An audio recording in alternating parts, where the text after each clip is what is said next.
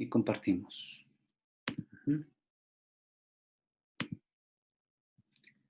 Bien, ahí ya se ve nuevamente. Bien, tenemos aquí entonces, pasamos a este autor norteamericano, Richard Horsley. Él también tiene una postura, como les decía, muy inmanente, es decir, para él Jesús es prácticamente un hombre. Horsley tiene dos obras donde va a desarrollar su teoría sobre el Jesús revolucionario. En su obra Bandits del 88 y en Jesus and the Spiral del 33, que va a ser prácticamente traducido como Jesús y el Imperio. Ahí contiene desarrolla sus tesis. Él va a buscar a Jesús histórico dentro del marco social y no tanto dentro del marco religioso. Pues del primero hay documentación histórica, o sea, de Jesús o más bien dentro del marco social, sí tenemos documentación histórica. Y se va a interesar, por tanto, en los fenómenos sociohistóricos, ya que son los que moldean a los redactores de textos, o sea, los evangelistas. Y también, pues, el contexto histórico va moldeando nuestra forma de pensar a todos nosotros. Lo mismo sucedió con Jesús. Para Horsley, entonces, el punto de partida va a ser la situación social de Galilea en tiempos de Jesús. Dice, más que meterse en Jerusalén, se va a enfocar en Galilea. ¿Qué es lo que él encuentra en la Galilea de las primeras 3 décadas del siglo I? Tensiones entre la aristocracia sacerdotal y la aristocracia laica. Esta última está aliada con Roma dentro del marco de organización local. Entonces vemos que la aristocracia laica es la que se encuentra en Séforis, que es la capital de Galilea. También va a encontrarse mucha aristocracia laica en Cesarea Marítima, que es una ciudad relativamente cercana a Galilea. Bueno, pues pensando nosotros en nuestros términos de distancias en México, en Israel, pues sí es distante, pero para nosotros no tanto. De hecho, prácticamente llegas en poco más de una hora desde Cesarea Marítima, que está junto al mar, hasta Nazaret. Entonces, él va a decir, vamos a encontrar muchos conflictos porque la aristocracia laica está aliada políticamente con Roma. Mientras que la aristocracia sacerdotal, que está presente también en Galilea, ¿verdad?, va a estar vinculada sobre todo al templo de Jerusalén. O sea, hay sacerdotes en Galilea que van y vienen a Jerusalén para realizar su actividad en el templo, pero ellos tienen una perspectiva meramente teocrática, ¿verdad? Para ellos Dios es quien debe reinar, pero la aristocracia laica está comprometida con el Imperio Romano. Estas alianzas se dieron desde la década sexta antes de Cristo, cuando los fariseos van a Damasco a solicitar la intervención de el gobernador de Damasco, que era Pompeyo, para que tome cartas en el asunto sobre los problemas de grupos, de facciones que hay en Jerusalén en torno a los asmoneos. ¿Quiénes eran los asmoneos? Los que controlaban el templo y la regencia, el reinado local, digamos, de Israel. Entonces los fariseos, como no estaban muy de acuerdo con la política de los asmoneos, y hay mucho conflicto ahí por el control del templo, solicitan a este Pompeyo, gobernador de Siria,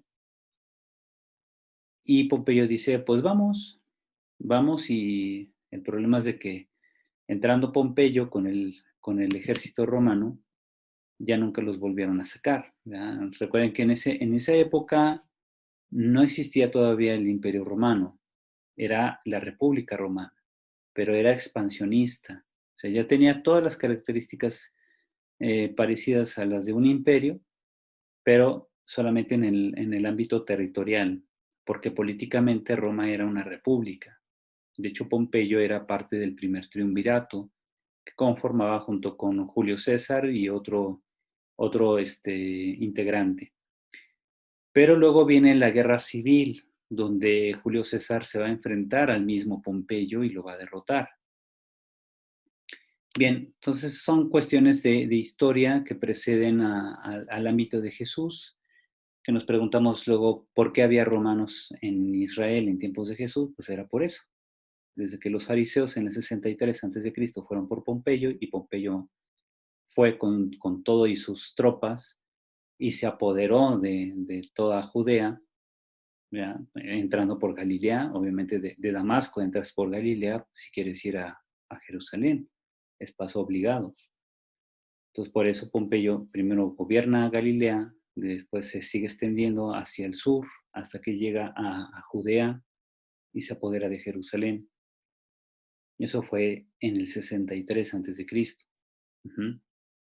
Entonces pues, dice aquí, por otro lado, ahí mismo en Galilea, las clases necesitadas, como por ejemplo los carpinteros, eran aplastados por los impuestos de Roma y los impuestos del templo, que también había que mandar dinero para la manutención del templo.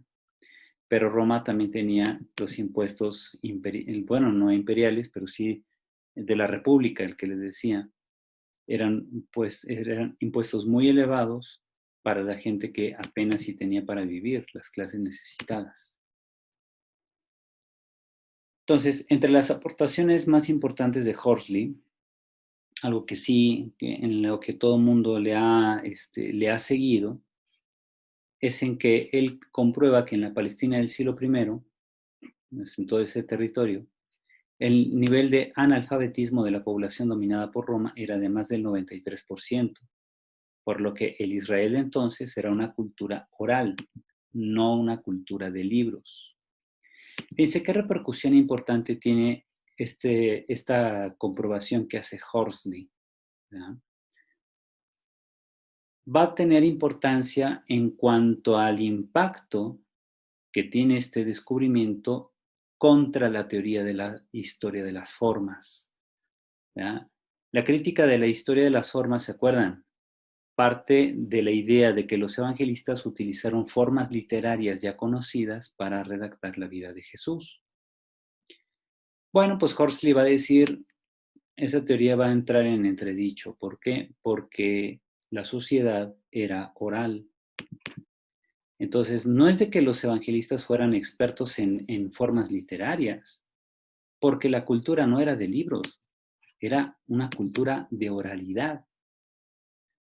Entonces, ya cuando uno se mete de lleno a analizar los rasgos de oralidad que hay en los evangelios, se lleva uno la sorpresa de que casi todo el evangelio, ya sean Mateo, Marcos, Lucas o Juan, están llenos de, se llama estrategias de oralidad.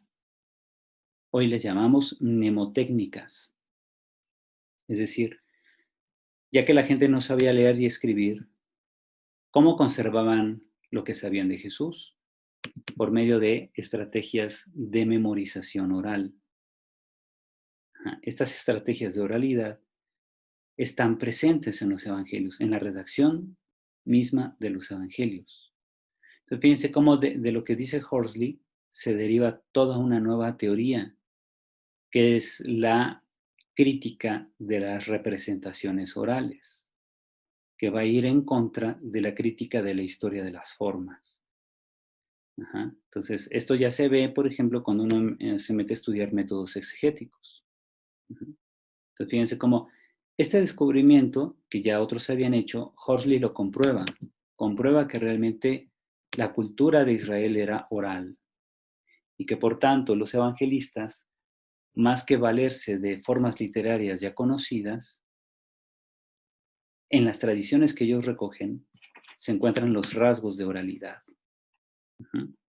Encontramos rasgos de oralidad en discursos de Jesús, en los relatos de sus milagros, en sus enseñanzas. Ujú. Encontramos no solamente estrategias de oralidad en la forma como Jesús enseña, por ejemplo, la aplicación del mashal, que es un género literario o una forma literaria israelita que se utilizaba para enseñanza, que es como un pequeño cántico con frases repetitivas, así como encontramos en los elefantes que se columpiaban en la tela de una araña. Encontramos también una estructura semejante en las bienaventuranzas. La misma estructura, bienaventurados estos porque aquello, bienaventurados esto porque aquello. ¿Verdad? Es una estructura repetitiva que tiene rasgos de estrategia de oralidad. Entonces, no es que el evangelista haya utilizado una forma literaria ya conocida, sino que simplemente al recoger las tradiciones, estas ya estaban llenas de estrategias de oralidad, lo cual hace pensar que el mismo Jesús enseñó según esas estrategias de oralidad y que por tanto, al encontrar esas estrategias, tenemos la esperanza de dar con el Jesús de la historia. ¿Cómo enseñaba el Jesús de la historia? Con mnemotécnicas, con estrategias de memorización oral. Uh-huh. Eso es lo que se deriva simplemente de este punto. ¿Verdad? Vemos que como Horsley no está inventando cosas, no está descubriendo el libro negro, simplemente está enfatizando algo que ya otros habían dicho, de que se trataba de una cultura oral, y entonces dentro de la cultura oral, esto nos obliga a cambiar la forma como analizamos el Nuevo Testamento. Eso sí es muy interesante. Esa sí es una aportación que Horsley hace y que todo mundo acepta hoy en día. Todos los investigadores bíblicos aceptan este resultado de la investigación de Horsley. Lo que sí no se acepta es todo lo demás. Es decir, ya cuando le pregunta uno a Horsley, oye, ¿cómo era Jesús según tú? Pues él va a llegar a esta serie de conclusiones que prácticamente ningún creyente va a seguir. ¿verdad? O sea, ningún cristiano, sea católico o no, van a decir, no, pues estás medio loquillo, ¿no? Bien, en su libro, La Revolución del Reino, que encontramos en Salterre, en este libro se van encontrando todas estas ideas. Bueno, para Horsley, Jesús se consideraba él mismo como un profeta al estilo de Elías, que se dedicaba a denunciar las injusticias sociales. Ahí ya tenemos el enfoque de revolucionario social que tenía Jesús, según Horsley. Uh-huh. Jesús proponía un nuevo orden social a instaurarse en el nombre de Dios. Uh-huh. Buscaba renovar socialmente, fíjense, a ver, es que mi perrito estaba a punto de caerse. Dice, buscaba renovar socialmente a los israelitas mediante su predicación dirigida a campesinos, sin recurrir a la violencia, mientras esperaba la llegada del reino de Dios. Uh-huh. Y aquí es donde, bueno, muchos entran en conflicto con Horsley, porque dicen, a ver, ¿Jesús esperaba la llegada del reino o procuraba él mismo instaurar el reino? Uh-huh. Denunciando las injusticias sociales nada más. O sea, Jesús se limitaba a denunciar o su praxis, es decir, su forma de actuar, estaba instaurando el reino. O sea, uno o lo otro. Como que no está muy claro ahí. Ajá. Vemos, por ejemplo, que Jesús, dice Horsley, promovía el perdón a los enemigos, la condonación de las deudas a los campesinos, la sustitución de relaciones patriarcales por otras que fuesen igualitarias. ¿verdad? Aquí vemos, pues va en la línea de de Crozan, del Jesus Seminar, y habíamos visto también pues, de otros autores que van enfatizando este aspecto de la igualdad. Uh-huh. Vemos también que para Horsley, Jesús nunca aspiró a un poder político. Nuevamente, esto ya lo había dicho Crozan, ya lo había dicho Sanders también. Ajá. Para Jesús le bastaba restaurar la justicia en el nuevo pueblo, en el pueblo de Dios, perdón. Así él resultaba ser un peligro para las autoridades romanas y judías. ¿Ya? O sea, Jesús traía un nuevo proyecto de sociedad, según Horsley. Ahora, la naturaleza del reino era solo de tipo sociopolítica y no tanto teológico-religioso. Es decir, Horsley va a decir que los evangelistas modificaron el mensaje de Jesús, mientras que Jesús solamente buscaba un reino de Dios que se manifestara en la renovación de las estructuras sociales. Para Horsley, Jesús no tiene una perspectiva escatológica. Jesús no proclama un reino religioso. La salvación era solamente la construcción de la paz y la justicia en el aquí y ahora. Ajá. Entonces, cuando uno ve estas propuestas de Horsley, uno sí se queda pensando, ¿será cierto? ¿Será que esto se reduce, que el proyecto de Jesús solo se reduce a esto? Uh-huh. Bien, tenemos otra obra de Horsley, Jesús y el Imperio, publicado por Verbo Divino, de la colección Ágora, el número, creo que es 14, ¿verdad? Vamos a ver, si es el 14, de la colección Ágora. Bueno, pues esa es la teoría de Horsley. Uh-huh. John Dominic Crozan va a tomar muchos elementos de Horsley para proponer la idea de que los cristianos, sobre todo los evangelistas, al presentarnos subversivamente la aplicación de los títulos del emperador César Augusto a Jesús, ¿se acuerdan de los títulos? Hijo de Dios, Salvador, Príncipe de la Paz, Sumo Pontífice, son títulos de César Augusto.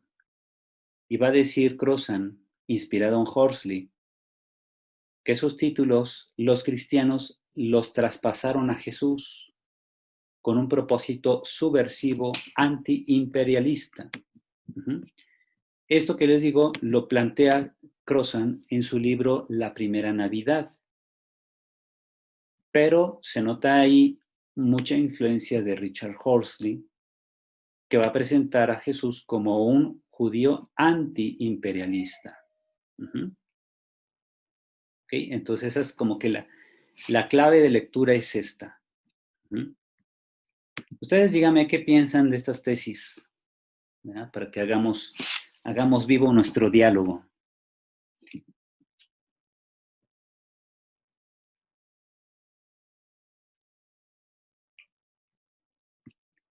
¿Verdad? ¿Sí están despiertos? Sí, padre. Pues, muy bien. Bueno, entonces, ¿qué piensan padre, ¿qué piensan de estas ideas? pues padre Cristóbal Fernández, Adelante. al igual que anteriores autores que hemos analizado, pues esta es una forma en que vislumbra, ¿no? En cuanto a lo que fue Dios y lo que significó Jesús en cuanto a su doctrina, en cuanto a su enseñanza. Es una manera más de cómo cada uno de los escritores dan testimonio, ¿no? De lo que ellos creen y piensan que hizo Jesús en sus enseñanzas y en sus obras. Entonces, pues al igual, se viene a sumar a criterios en los cuales pues quizás no sean muy aceptados por la iglesia hoy en la actualidad, pero bueno, es uno más, es un autor más que da testimonio de sus, en cuanto a lo que verdaderamente hizo Jesús, ¿no? Durante su obra. Entonces, Y así como él, pues seguiremos viendo cada uno de los autores con sus diferencias, con sus semejanzas. Y bueno, pues es parte, ¿no?, de esta historicidad del Jesús histórico, donde cada uno plantea una visión muy particular en cuanto a las enseñanzas de Jesús, ¿no? Ok, gracias. Muy bien. ¿Alguien más que quiera añadir algo? ¿O qué es lo que encuentran en las perspectivas de Horsley, Crozan, Sanders, ¿verdad? ¿Quién les ha A ver, soy parecido? Marcela. Sí, A Marcela, ver, adelante. bueno, lo que pasa es de que estamos en el territorio de la interpretación. Y en la Ujú. interpretación, pues, pues podemos decir lo que realmente se nos ocurra o lo que hemos creído y luego lo tratamos de fundamentar y luego eso lo ponemos en un libro, ¿no? Ujú. Entonces, yo creo que es un poquito, que la gente no se desliga de sí misma, ¿no? Yo siempre pensé que era un revolucionario. Luego entonces busco todo y escribo mi librito, La Revolución del Rey, ¿no? Ujú. No, no puedo dejar de reflejarme a mí misma en el librito, ¿no? En este caso sería, Horsley, sí. Jorge. Y en el caso de los demás, pues sucede todo lo mismo. Siempre en el terreno de la interpretación, ahí yo creo que siempre estamos atorados con esto. Claro que esta búsqueda, esta interpretación es diferente seguramente a, a las interpretaciones, por ejemplo, de los padres de la iglesia, ¿no? Ujú. Porque en, en estos, como se trata de tener una objetividad fundamentada en ciencias sociales, ciencias históricas, antropología, lo que se llame, lo que se me ocurra, entonces, a lo mejor hasta microbiología, ¿no? Entonces, el problema es conjuntar todo eso le da frialdad al asunto, ¿no? Entonces, porque ellos no están ligados a la fe, ellos están ligados a la ciencia, a Ujú. una ciencia que no necesariamente tiene que estar desligada de la fe. Pero bueno, pero cuando tú decides desligarte de la fe, bueno, pues ahí ya entras en un terreno, yo creo que muy diferente, ¿no? Sí, Entras en esto no existe, aquello no fue, no pudo haber sido, esto está fuera de lógica. El argumento que se nos pueda venir a la mente, ¿no? ujú. Y si en eso encontramos discrepancias, porque en toda historia encontramos discrepancias, el ejemplo que se puso ya anteriormente, ¿no? Pero tener la verdad, así como que yo tengo la verdad, no, pues eso está más que complicado, ¿no? Ujú. Entonces, si yo voy a leer, si estas personas quieren leer el Evangelio desde el punto de vista meramente de una estructura social, digo, de ciencias sociales, o de una estructura de ciencias políticas, de ciencias legales a lo mejor, no, bueno, pues entonces ahí vamos a encontrar muchos puntos de vista que pueden tener puntos de validez, pero que no siempre van a coincidir incluso con lo que ahora yo interpreto de la interpretación que ellos hacen, ¿no? Ujú. Sí, fíjense, por eso es muy importante. ¿Se acuerdan cuando vimos, empezando el curso, el documento de Sancta Mater Ecclesia y la Dei Verbum, ¿verdad? De cómo nos van hablando de la importancia de distinguir las metodologías, porque sabemos la exégesis secular va a partir del presupuesto de que Dios no puede intervenir en la historia. Y en esa línea encontramos la obra de Richard Horsley, ¿ya? Lo mismo Jesus Seminar y la obra de Crozan.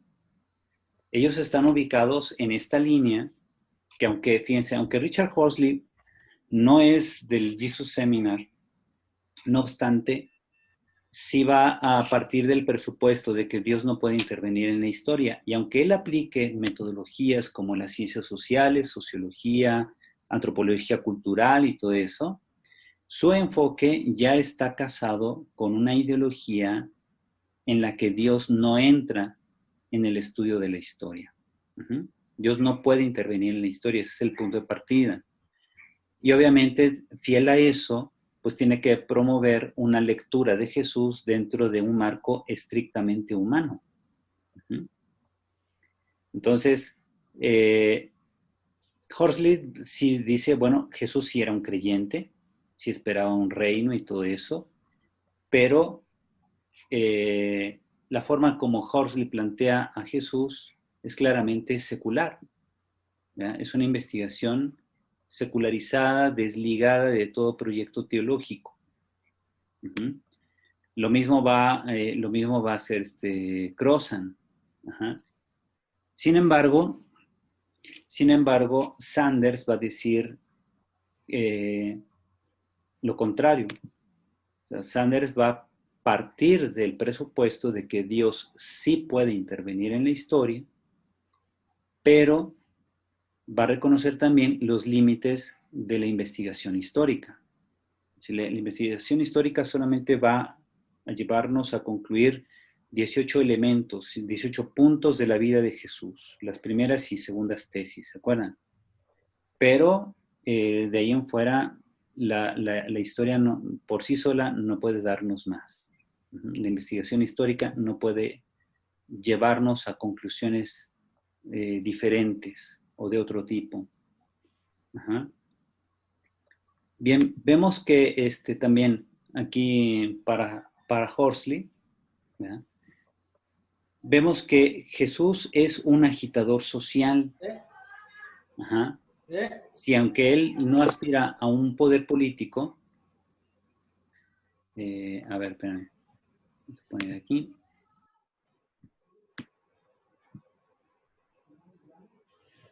Vamos a silenciar el micrófono de alguien. Muy bien. Entonces le decía, si bien Jesús es creyente, el Jesús de Horsley es creyente, Jesús está enfocado a una reestructuración de carácter sociopolítico de su pueblo, ¿verdad? Jesús se ve a sí mismo como un revolucionario, pero a nivel sociopolítico. Y para Horsley, los evangelistas son los que van a inventarse, digamos, la divinidad de Jesús. Van a hacer una lectura de Jesús diferente a partir de qué? Pues seguramente del evento de la resurrección. Pero el mismo evento de la resurrección no puede describirse desde categorías históricas. Lo que sí podemos ver es de que los seguidores de Jesús son los que van a empezar a ver en Jesús a una encarnación de un Dios, o sea, la encarnación del Dios de Israel. Entonces, muy diferente a Sanders, ¿verdad? Para Sanders Jesús es el Hijo de Dios, para Sanders Jesús es pues todo lo que es para nosotros, ¿verdad? El Hijo de Dios, el mediador, el que predica el reino pero lo hace presente, todo eso, o sea, Sanders comparte prácticamente todo lo que la iglesia también dice. Porque para Sanders Dios sí puede intervenir en la historia. Y el Papa Benedicto en la Verbum Domini también nos recuerda cómo el exégeta católico, aún empleando los criterios de historicidad, tiene que ser consciente de que nosotros sí creemos que Dios interviene en la historia. Quienes separan radicalmente la historia de la fe, estos ya están empezando mal, digamos, ya están sesgando su investigación. Otro que va a hacer lo mismo es Marcus Borg, que es teólogo liberal anglicano norteamericano. O sea, él perteneció a la iglesia anglicana, pero desde un enfoque liberal. También fue miembro del Jesus Seminar y es gran amigo, o fue gran amigo de John Dominic Crozan. Para su búsqueda del Jesús histórico, Marcus Borg emplea la crítica de las fuentes literarias. Es decir, se pregunta sobre qué fuentes utilizaron los evangelistas para hacer sus obras, sus evangelios, ¿Y qué fuentes utilizamos nosotros para tratar de llegar a Jesús, al Jesús de la historia? Entonces, Marcus Borg buscaba sobre todo responder a esta pregunta: ¿qué clase de persona era Jesús? Él no se interesa tanto por los dichos y hechos de Jesús como han hecho todos los anteriores. Él tiene otro enfoque. Él trata de llegar a describir la personalidad de Jesús. Entonces, fíjense, no se basa tanto en la psicología, sino en la antropología cultural, la sociología y la historia de las religiones como metodologías con las que se pretende describir esta personalidad de Jesús, del Jesús de la historia. ¿Por qué? Porque para él, dice, pues, hacia donde apuntan los evangelios es a esto, a subrayar una personalidad.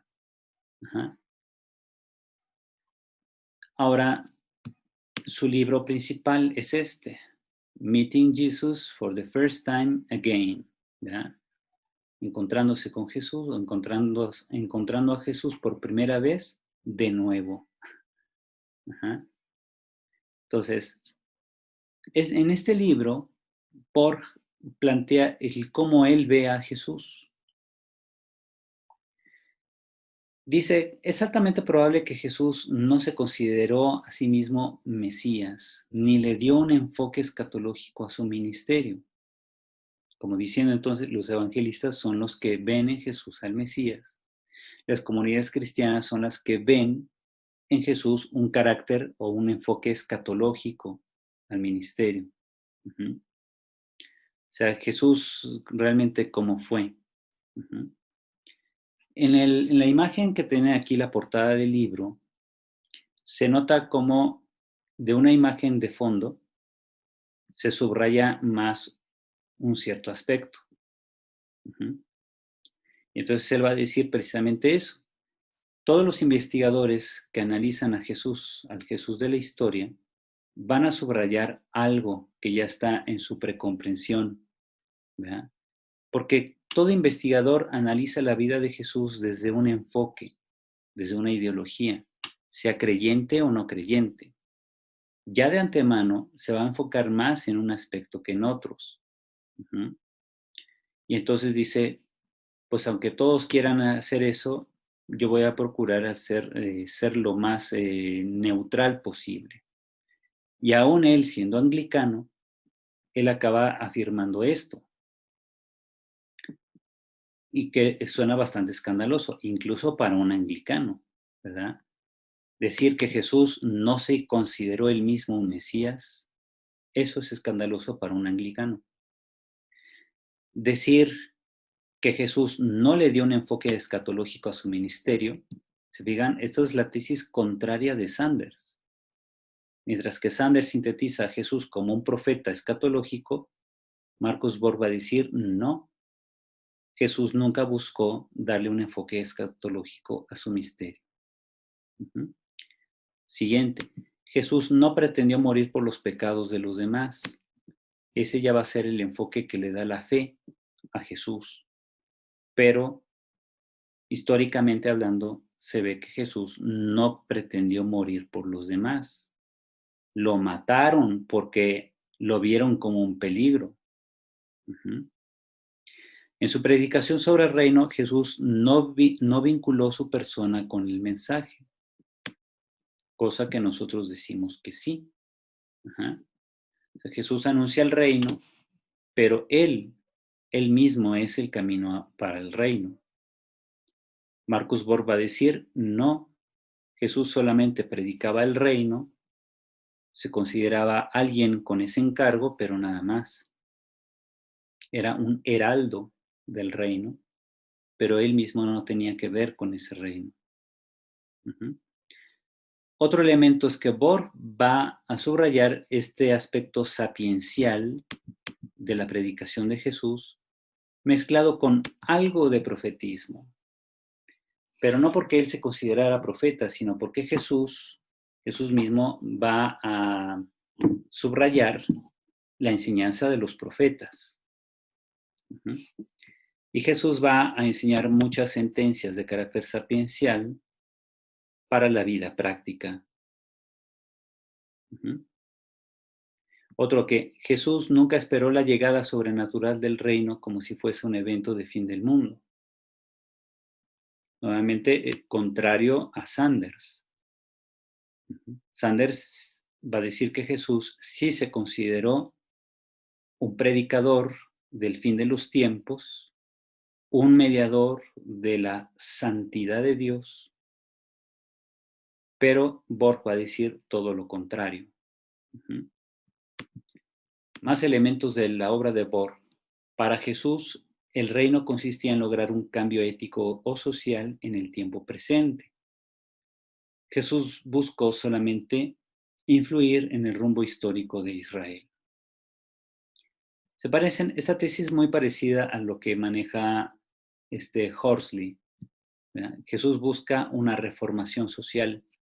Jesús busca aquí, en Borg, un cambio ético o social, ¿verdad? Porque la política es ética social, entonces Jesús busca este cambio realmente en el pueblo. Aunque él mismo no va a detentar un poder político alguno. Es solamente un anunciador, un predicador para que se dé ese cambio. Entonces, según Borg, Jesús no se vio a sí mismo como hijo de Dios, sino como un hombre del espíritu y maestro de sabiduría. Ajá. Lo que sí, dice Borg, es que Jesús se consideró un mediador de lo sagrado, ¿verdad? Y su política fue la de la compasión. Entonces, el núcleo de la predicación de Jesús va a ser eso, el ser compasivo con los demás. Eso es vivir en esta dinámica de santidad, la santidad de Israel centrada en la compasión. Y entonces Jesús va a buscar esa nueva perspectiva del pueblo de Dios, va a proponer un cambio ético. De hecho, es lo que se ve, por ejemplo, cuando Jesús comienza su predicación en Marcos 1, 14, 15, que Jesús dice, metanoeite kakpisteu etento evangelio, que en griego significa, cambien ustedes de mentalidad y crean en el evangelio. El verbo metanoeite es el imperativo de metanoeo. Metanoeo significa literalmente cambiar de mentalidad, pero comúnmente se traduce arrepiéntanse y crean en el evangelio. Sin embargo, el arrepentirse tiene una connotación moral, mientras que el cambio de mentalidad no necesariamente es moral, es simplemente tener una nueva perspectiva de la vida.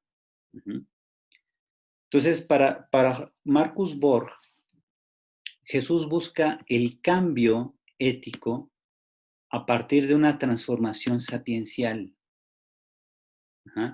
Jesús insiste en una estrategia de frases sapienciales porque quiere que la gente empiece a ver su vida con más sabiduría.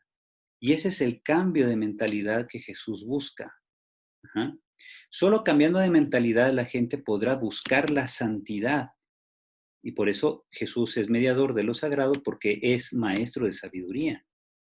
O sea, como que el proyecto de Jesús, según Marcus Borg, es enseñar al pueblo verdades sapienciales para que la gente cambie su mentalidad y empiece a pensar con categorías sapienciales y el pueblo logre así una mayor unión con Dios, que es la santidad de vida, ¿verdad? Y al mismo tiempo el pueblo se renueve socialmente. Por tanto, Jesús se muestra como el totalmente dispuesto a Dios. Jesús mismo tuvo experiencias continuas de Dios, como que Jesús era un místico, ¿verdad? Era alguien que continuamente tenía encuentros místicos con Dios. Y por esos encuentros Jesús se sintió impulsado por el Espíritu para reformar la sociedad, pero lo hace a través de una enseñanza sapiencial. Ese es el Jesús de la historia según Marcus Borg. Ahora, los evangelistas, ¿qué van a hacer? Los evangelistas que son herederos de tradiciones sobre Jesús, después de 5 o 6 décadas después de la resurrección, ¿qué van a hacer los evangelistas? Van a presentarnos un hijo de Dios. Van a decir, Jesús es el Hijo de Dios, el Salvador, el que vendrá en el futuro a instaurar plenamente el reino, todo eso. Borg dice, eso ya nada tiene que ver con el Jesús de la historia. ¿Verdad? El Jesús de la historia no se considera hijo de Dios, sino solamente un maestro de sabiduría que busca que el pueblo empiece a pensar en categorías sapienciales y transforme su condición. De todo esto hasta aquí, hasta Richard Horsley, ¿qué conclusión podemos dibujar con respecto al alcance de la investigación histórica sobre Jesús? A ver, dígame, a ver. Así voy viendo si me van poniendo atención o si están dormidos. Pues como ya se comentó, pues que tiene un hasta aquí. Exacto. Hay un límite. Nada más. Nada más puedo hacer una pregunta despistadona. Pues a ver. Entonces, según estos autores, ¿qué es el reino? Porque anuncia el reino, pero no anuncia el reino. Todo el tiempo aparece el reino. Pero entonces, ¿qué es el reino? Es lo que les digo, miren, por ejemplo, para Marcus Borg, ¿verdad? Para Marcus Borg, el reino sería simplemente el que el pueblo esté unido a Dios a través de una actitud sapiencial. Nada más. Para Richard Horsley, el reino es que el pueblo viva en paz social,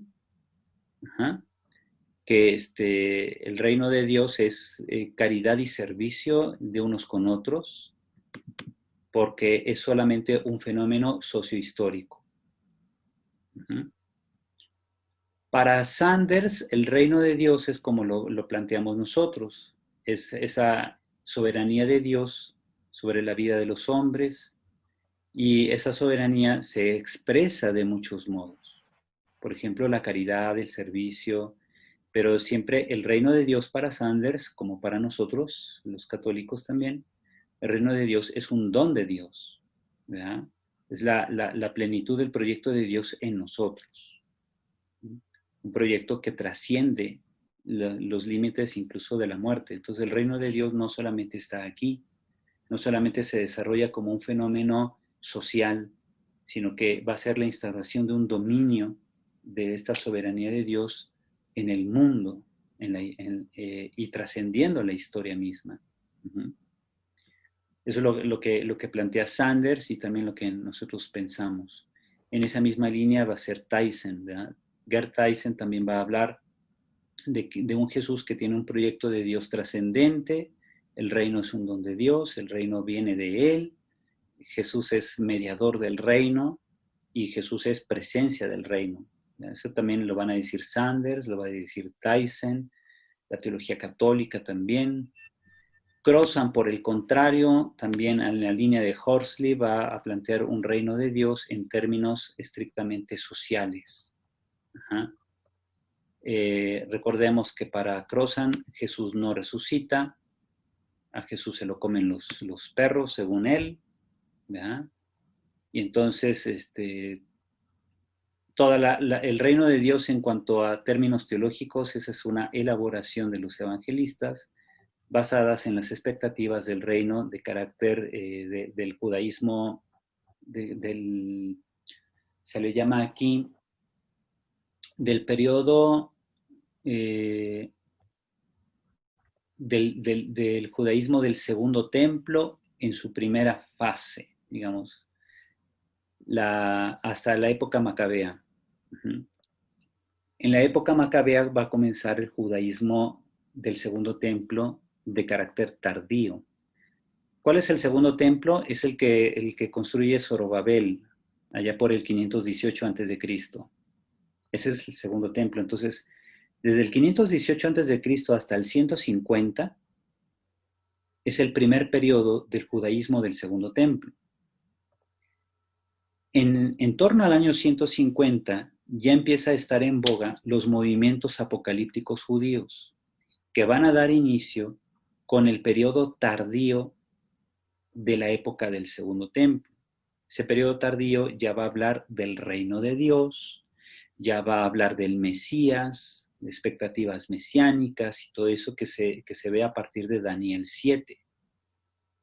Hoy en día muchos especialistas, no digo no todos, pero sí un gran porcentaje, ya opina que Daniel 7 se escribió en época macabea, en época de recién producida la victoria de los macabeos sobre los seleucidas. Y recuerden que los asmoneos van a ser esos familiares de los macabeos que van a estar al frente del templo hasta el año 63, cuando llega Pompeyo desde Damasco y saca a los asmoneos del control del templo. O sea, desde el 150, desde el triunfo de la guerra macabea hasta el 63 a.C., los asmoneos han controlado el templo de Jerusalén. De hecho, ellos mismos se autodesignaron sacerdotes del templo, cosa que a muchos no les pareció porque no eran de familia sacerdotal. Y entonces los fariseos van por Pompeyo a Damasco y lo llevan supuestamente para poner orden, pero Pompeyo lo que hizo fue controlar Jerusalén y convertirla en una provincia romana. Entonces él tuvo otro proyecto. Le salió el tiro por la culata a los mismos fariseos. Entonces, fíjense, todo esto nos va mostrando estas perspectivas de cuando tú aplicas criterios de historia en un estudio secularizado, es decir, considerando que Dios no puede intervenir en la historia, tú llegas a esas conclusiones. Entonces, los que sí aplican la investigación histórica, pero desde un enfoque donde Dios sí interviene en la historia, pues son todos estos: Sanders, Dunn, Bruce Malina, Craig Evans, todos los estudiosos católicos que están aquí abajo, así como Gertaisen. Y bueno, y ya de los que hemos visto, estos son los que sí consideran que Dios puede intervenir en la historia. Entonces son Sanders, Tyson, Bruce Malina, que de hecho es católico, o fue católico, pues. Todos estos de acá, que son la Escuela Contextual Española, todos son católicos. Y estos autores, sobre todo Sanders, Dunn y Evans, todos ellos sí creen en la intervención de Dios en la historia. Entonces, en síntesis, fíjense, podemos reducir la aportación de estos autores en dos grandes escuelas: quienes creen que Dios puede intervenir en la historia y quienes no. Dentro de estos negativos, como Marcus Borg o incluso Richard Horsley, podríamos meter a Antonio Piñero, ¿verdad? Del que no tengo aquí ahorita la presentación, pero Antonio Piñero es completamente secular. O sea, él parte del hecho de que Dios no puede intervenir en la historia, que Jesús no fue más que un hombre, que causó un gran impacto, sí, y que no se puede explicar todo el fenómeno del cristianismo si Jesús no hubiera existido.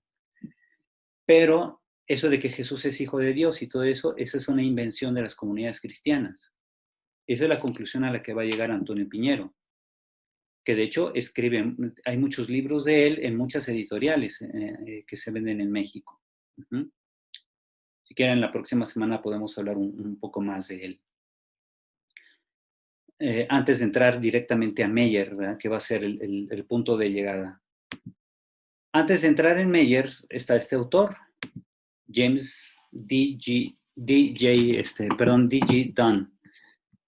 Este autor, que de hecho falleció hace apenas en junio, yo no sé si murió de COVID, ¿verdad? Porque es cuando en el mes de junio estaba bien duro el COVID allá en Inglaterra, es en la época en que él muere. Se fijan, ya bastante crecido en edad. Él fue metodista allá en Inglaterra, Colaboró en la Universidad de Durham por muchos años, yo creo unos 40 años por lo menos. Su obra principal de Jesús histórico se llama Jesús recordado, que es el que tiene aquí en las manos. Él tiene la segunda parte en 2 tomos de su obra, que se llama Comenzando desde Jerusalén, editados por Verbo Divino en español. Pero Jesús recordado es este libro de la izquierda. Este libro, bastante grueso, más o menos unas 800 páginas, debe valer alrededor de unos 2.500, yo creo. ¿Ya? Conociendo los precios de Verbo Divino, no me extrañaría que estén 3,000 pesos. No sé si ahí Edmundo nos puede hacer la búsqueda o Gabriel Magui, que nos puedan hacer la búsqueda de cuánto cuesta este libro, que es un libro muy bueno, pero muy, muy caro. Este está en biblioteca de la universidad. Si alguien después quiere tenerlo en PDF, yo lo tengo, pero nada más creo que hasta la página 600. Me falta el resto del libro. No sé, si alguien lo pudiera conseguir completo y compartirlo, pues sería bueno. Pero yo no lo tengo. ¿Verdad? Esta obra segunda, Redescubrir a Jesús de Nazaret, que va a desarrollar Don tiempo después de producir Jesús recordado, aquí él va a desarrollar más a fondo lo que él considera son los 3 errores principales que se han cometido en la búsqueda del Jesús de la historia. Ahora, las tesis propias de Don que desarrolla en este libro están a lo largo de todo el libro. Aquí él las trata de sintetizar. Pero agrega ya de sus últimas obras está este otro, que es la tradición oral, la tradición, perdón, del Evangelio oral. Y aquí él va rescatando lo que se puede saber de las tradiciones orales previas a los evangelios, antes de que los evangelios se redactaran. Se fijan, todo va de la mano, todo gira en torno a la figura histórica de Jesús. Bien, ¿qué dice James Dunn al respecto? ¿Vean? Primero, estudia principalmente el impacto. Esta es la palabra clave de la obra de Dunn. El impacto que Jesús provocó en sus seguidores, al grado de que su memoria pudo perdurar en la sociedad oral y suscitar una pronta devoción a su persona. Quedando vinculado así la persona de Jesús al mensaje del Evangelio del reino de Dios. ¿Ok? Entonces, fíjense, en Jesús recordado va de esto, trata de esto, de este impacto. Una obra monumental te establece primero los criterios que va a manejar en su método, o sea, su hipótesis es esta, básicamente. El impacto de Jesús no se puede negar. Y en esta otra obra, Redescubrir a Jesús de Nazaret, va a sintetizar lo que está en Jesús recordado. ¿Verdad? Dice, ¿qué es lo que ha olvidado la investigación histórica sobre Jesús? El impacto que él tuvo sobre sus seguidores, sobre propios y extraños incluso, porque Jesús generó un impacto tan fuerte entre los judíos, fariseos, escribas y sacerdotes, que de hecho ellos tuvieron que recurrir a la hipótesis del robo del cadáver, como se ve al final del Evangelio de Mateo, que los judíos acusan a los discípulos de haberse robado el cadáver y de suscitar una impostura todavía mayor. Es decir, para Don, a ver, permítame tantito, que mi perrito ya tiene mucho frío. Lo voy a calentar mientras. Entonces les decía que para Don, los discípulos se sintieron impactados a tal grado por Jesús que decidieron no solamente rememorarlo, sino incluirlo en la predicación del reino. que ellos consideraron que Jesús resucitado les había dado ese mandato, esa orden, y les ordenó comenzar de Jerusalén. Por eso el segundo y tercer tomo de su obra se llama así, comenzando desde Jerusalén. Uh-huh. Entonces, James Dunn, así como Sanders y como la teología católica, va a reconocer, pues que sí, el principal impacto que suscitó Jesús en sus seguidores fue su resurrección, que fue completamente inesperada. Uh-huh. También se va a reconocer que el Jesús de la historia, es decir, toda la actividad de Jesús antes de la Pascua, antes de morir, toda esa actividad también generó un fuerte impacto. Y por eso se conservaron pasajes de la actividad de Jesús, lo que se llaman las tradiciones que precedieron a los evangelios, y que James Dunn va a trabajar en este libro, la tradición del evangelio oral. Uh-huh. Otros especialistas, como por ejemplo Santiago Guijarro o Larry Hurtado, del que hablamos hace 2 semanas, van a hablar de la tradición de Jesús. Es exactamente lo mismo que aquí Dunn dice, hay una tradición de evangelio oral. Uh-huh. Notamos la existencia de esa tradición oral en la formación que recibió San Pablo, por ejemplo. Ven que San Pablo, pues dice que fue alcanzado por Cristo. Es decir, Jesús se le manifiesta en el camino de Damasco. Pero la predicación de Pablo no parte solo de ahí, sino de la educación catequética que él recibe sobre Jesús. E incluso ya Pablo, siendo predicador, es corregido por Priscila y Aquila en su predicación, ¿verdad? Porque hasta lo llaman y le dicen, a ver, vente, te vamos a explicar unos detallitos que se ve que te hace falta saber sobre la persona de Jesús. Y entonces lo instruyen, o lo vuelven, o más bien profundizan su instrucción. Esa instrucción oral que le dan a Pablo, que le transmiten, es precisamente esta, la tradición del evangelio oral, o lo que otros llaman la tradición de Jesús.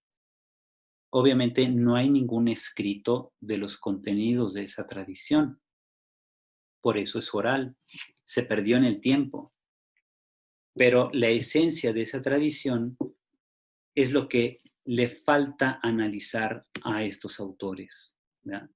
Todos los demás autores que hemos visto que toman como punto de partida la idea de que Dios no puede intervenir en la historia, son refutados a partir del estudio de la tradición oral, de cómo se conservó oralmente el impacto que Jesús suscitó en los discípulos y en todos los, incluso en los extraños, propios extraños y hasta enemigos. Por eso, la próxima semana que veamos a John Mayer, vamos a ver cómo él dedica todo un tomo para hablar de los propios y extraños en su posición que toman frente a Jesús. Ahí Mayer va a coincidir con James Dunn sobre la necesidad de hablar de una importancia del impacto que Jesús suscita en todos. Todos los que están alrededor de él quedan impactados por su actividad, por su predicación, por sus dichos, hechos, por sus sanaciones en las sinagogas en sábado, por contrastar en controversias a los escribas, a los fariseos, a los sacerdotes e incluso a los saduceos. Entonces, todo eso lo va a desarrollar en profundidad John Mayer, que es el punto de llegada de nuestro estudio, porque él es el que hace el estudio más exhaustivo escrito hasta ahora, digamos ahora sí que, como dicen los millennials, en todo el mundo mundial no hay una obra que se compare a la de John Mayer. Una obra que, como él mismo dice, aún no ha terminado, todavía está redactando el 7º libro de su obra, El judío marginal. Hasta ahora hay 6 libros publicados, que son 5 tomos, le llama él, ¿verdad?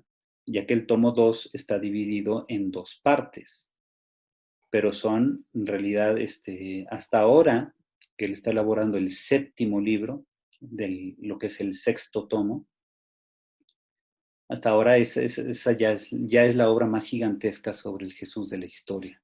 Uh-huh. Pero yo creo que le precede en importancia, o más bien le precedió cronológicamente esta obra, Jesús Recordado. Hasta antes de Meyer, Jesús Recordado ha sido la obra más extensa sobre el Jesús de la historia. Sí, dígame. El costo que aparece en internet de este libro está en casi 1,800. Ah, 1,800. Sí. Bueno, no está tan caro. Yo pensaba que era de 2,500. Ajá. Sí, bueno, Jesús Recordado, pues es un libro que les recomiendo. Yo les digo, no lo tengo en PDF completo, lo tengo nada más hasta como por la página 600, pero todavía le faltan más. No sé si ahí en la página de la editorial diga de cuántas páginas es el libro.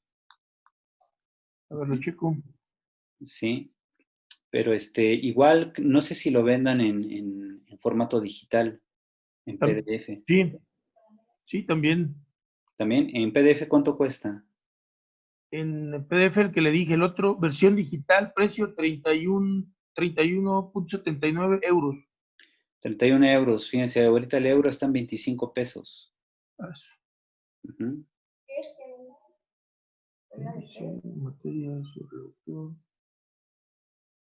Uh-huh. Entonces échale 31 por 25. 31 por 25. Ese es el precio en pesos mexicanos. Son 1,088 páginas. 1,088, imagínense. No, pues me faltan como 400. Sí, ok. Bueno, pues yo les agradezco su participación en este día. Ya con esto terminaríamos hoy. Ya la próxima semana yo les puedo presentar una síntesis de lo que trabaja James Dunn, sobre todo aquí en Redescubrir a Jesús de Nazaret, porque aparte de que este libro sintetiza la obra de Jesús Recordado, va enfatizando también las aportaciones propias de Dunn, que es la investigación sobre el impacto de Jesús en sus seguidores. Y que este impacto es el que da razón del por qué decidieron escribir sobre Jesús, el por qué se decidió también conservar una tradición oral de la persona de Jesús. ¿Verdad? Si no hubiera tenido un impacto, no hubieran hecho nada de eso. ¿Verdad? El que también haya habido comunidades que decidieron hacer la predicación del reino, vinculando a la persona de Jesús a la predicación del reino, también es un derivado del impacto que él suscitó. Dice Dunn, todos los investigadores que han tratado antes el tema, incluido Sanders, nunca se detienen a analizar el impacto de Jesús, que es el punto de partida que generó todo lo demás. Dice, se obviaron lo que era este punto de partida y no se detuvieron a analizarlo. Uh-huh. Y eso es algo muy cierto. O sea, James Dunn nos abre el camino hacia lo que es realmente lo esencial de la investigación sobre Jesús. ¿Verdad? Lo que va a definir la importancia de la investigación del Jesús histórico va a ser que provocó él históricamente un impacto en todos sus seguidores, incluso en los contrarios, porque escribas y fariseos y sacerdotes y saduceos nunca negaron que Jesús hubiera arrastrado tanta gente detrás de sí, el que Jesús hubiera hecho milagros, el que Jesús hubiera sanado en sábado en las sinagogas. O sea, nada de eso lo niegan. Uh-huh. Lo que sí van a negar fuertemente es la resurrección, porque les va a parecer un engaño de parte de los apóstoles. ¿Ok? Bueno, pues yo les agradezco y ojalá que ahora en la semana, bueno, ustedes ya descargaron la de el libro o la obra de Meyer, ¿no? Jesús, un judío marginal. Sí. Yo les voy a pedir que lean la introducción del tomo 1. Uh-huh. Sí. La introducción del tomo 1, donde plantea ya Meyer cómo va a elaborar su libro. Y miren, aquí tengo el libro. Va a ser, sí, la introducción que va desde la página 29 a la 45, 46. Ajá. Eso sí va a ser elemental porque hasta la 44. Entonces de la 29 a la 44. Porque esta es la introducción de toda la obra. Uh-huh. Y les voy a pedir también, si pueden leer, el capítulo 6, que va de la 183 a la 210. Bueno, hasta prácticamente la 199, porque a partir de la 199 ya son notas. Pero sí, de la 183 a la 199, donde está la conclusión de ese capítulo, es el capítulo de los criterios. Él ahí hace una revaloración de todos los criterios de historicidad, porque eso es lo que van a ir viendo ustedes con los siguientes profesores. ¿Verdad? ¿Cómo se aplican los criterios de historicidad para analizar ya pasajes concretos de los evangelios? Ajá. Pues sí es importante, como vamos a tener solo una sesión de puro John Mayer, les voy a pedir que ya traigan leídos esos dos capítulos, la introducción y el capítulo 6. Ajá. Y eso ya nos va a permitir abordar con facilidad todo el tema. ¿Va que va? Ok, padre. Muy bien, bueno, pues que tengan un feliz fin de semana, que Dios los bendiga, que se sigan cuidando de este virus que anda haciendo de las suyas.